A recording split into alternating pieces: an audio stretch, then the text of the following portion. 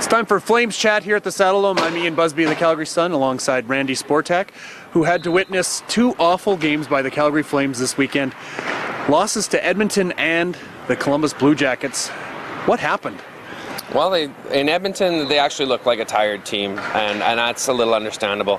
Columbus, they came out sluggish. They did play well for 45 minutes, but what good is that when you trail 1-0 to the Columbus Blue Jackets after the first period because you dogged it for 15 or 17 minutes? You have only yourself to blame. The Flames can complain about not getting any breaks, not that they have, but they haven't got much break on the out-of-town scoreboard, but they haven't done themselves any favor. And losing to 30th and the 29th place teams, and they've lost to Columbus 3 times this year, that's on them. They can't afford that and call themselves a playoff team. You got to beat the worst teams in the league if you want to be in the playoff front. Well, now it sets up a road trip where they're going to Denver on Tuesday night, where if they lose this game in regulation time, it'll be devastating. They'll almost have to run the table after that. What is there going to be enough pressure on them this time to actually come up with a performance?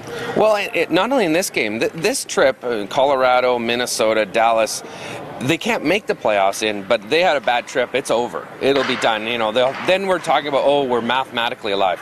They'll be dead.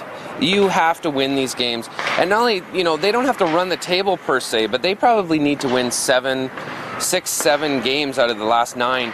And it's also now who you beat. You can maybe afford to lose to Vancouver, but you can't afford to lose to Colorado. You can't afford to lose to Dallas, because those are the teams that they are hoping to reel in. So we'll see. You know, pressure seems to always affect this team in a funny way, that every time someone writes them off, they seem to rebound and come out better. It's when they take that breath, we're almost there, or we've made it. That's when they falter, and that's what you see this weekend. They've actually peaked at getting into the 8th spot, but that's about as high as they can get. Now they're getting some guys back. Lee Stempniak came back, Lance Boma, some Chris Butler, some others are skating. Yeah. Are these guys going to come back too late for them to make a difference, though? Well, I think Boma and Jackman and maybe Butler might be available to him this trip. Blair Jones is now skating after suffering a broken ankle on February 9th. We don't know where Mike Camilleri and TJ Brody are, and we know Backlund's got a bad shoulder, so I wouldn't expect any of those guys back, maybe unless they make the playoffs. But it probably is too late.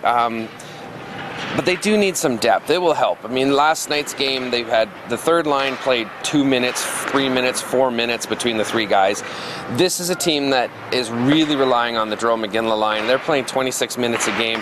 And Olli Jokinen's line, well, Olli Jokinen's pretty much not doing anything of late. But they're really having to rely on 2 lines because of the lack of depth. The depth will help, but it might be too late at this point.